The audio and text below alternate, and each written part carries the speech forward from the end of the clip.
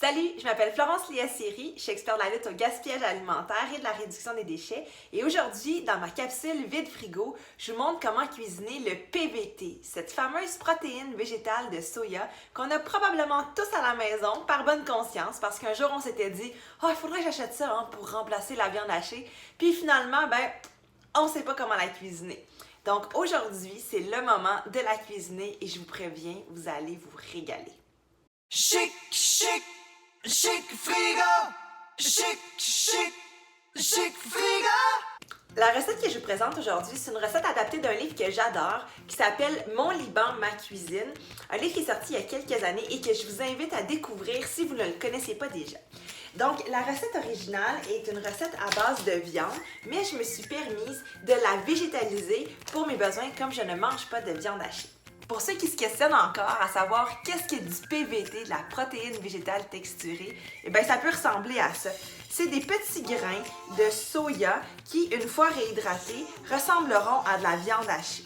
J'oserais dire que c'est la version maison de ces substitutions de viande disponibles au supermarché. J'ai tout juste couvert d'eau la quantité nécessaire pour éviter que ça soit trop liquide et ça ressemble à ça. Alors pour les ingrédients, on aura besoin de protéines végétales texturées réhydratées, des noix. Ici, moi, j'ai utilisé des noix de pain, mais ça pourrait être n'importe quelle noix que vous avez à la maison. Il suffit de les torréfier pour leur donner un petit côté grillé très intéressant. Une huile végétale pour la cuisson, de la lime, un mélange d'épices. Ici, j'ai utilisé un mélange Inspiration 7 épices d'Alep. Je l'ai fait moi-même, donc c'est pas tout à fait ce que j'aurais acheté. Si vous en avez à la maison, c'est le temps de les liquider, C'est pas des épices qu'on utilise tant que ça. De la mélasse, du sel, un oignon, des champignons. Ici, je me permets d'ajouter du beurre de poireau, mais c'est absolument pas nécessaire. Des herbes fraîches, donc de la coriandre, de la menthe, mais ça pourrait être d'autres herbes fraîches. Et je conclue avec un peu de graines. Habituellement, j'utilise des graines de tournesol, mais comme j'en ai pas, aujourd'hui, ça va être des graines de citrouille. Si vous ne prévoyez pas cuisiner toute la botte de menthe tout de suite, je vous invite à vite la transformer pour éviter de la gaspiller. Et la recette la plus simple, à mon avis, c'est le fameux thé à la menthe. Alors, ce que je fais, c'est que je la mets dans un bocal ou dans une théière, une botte de menthe que j'ai évidemment préalablement lavée. J'ajoute du sucre, donc ici, il est tout en train de se dissoudre, donc on ne voit pas très bien.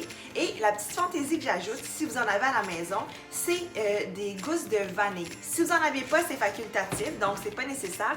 Moi, personnellement, j'aime en rajouter parce que ça amène une petite touche d'arôme qui est très, très intéressant. La première étape est de déposer dans le pichet les aliments prétaillés grossièrement. Champignons, verre de poireau, coriandre, même la tige, et les graines.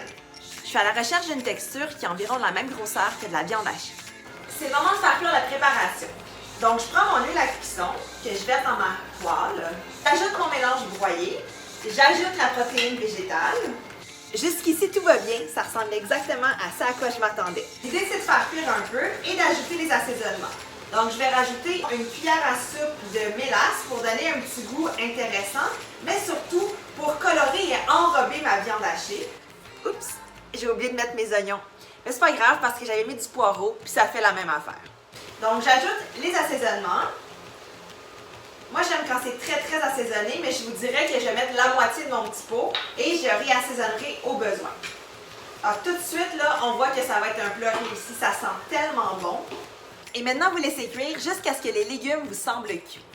Ça sent bien vraiment bon. Puis on voit que l'eau est en train de s'évaporer. Pendant ce temps-là, ce que je vais faire, c'est que je vais couper les herbes fraîches que je vais ajouter en garniture. Lorsque ça ressemble à ça, c'est-à-dire que ça ressemble vraiment à une texture de viande hachée, qu'il n'y a plus d'eau dans la recette, c'est signe que c'est prêt. À ce moment-là, j'ajoute mes herbes coupées grossièrement, mes noix, et je termine avec une petite touche de zeste. Contrairement à d'habitude où je zeste 100% de ma lime, cette fois-ci, j'ai zesté seulement le tiers pour pas que le zeste prenne toute la place et vienne couper les autres arômes.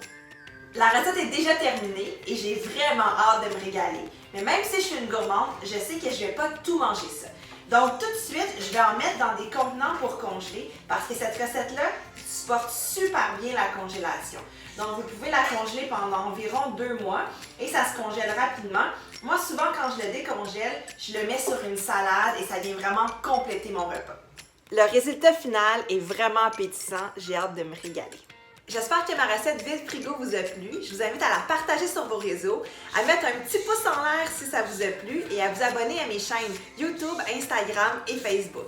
Pour la recette complète avec les quantités d'ingrédients, je vous invite à consulter mon blog chicfrigocentrique.com. C'est un rendez-vous pour une prochaine vidéo. À bientôt!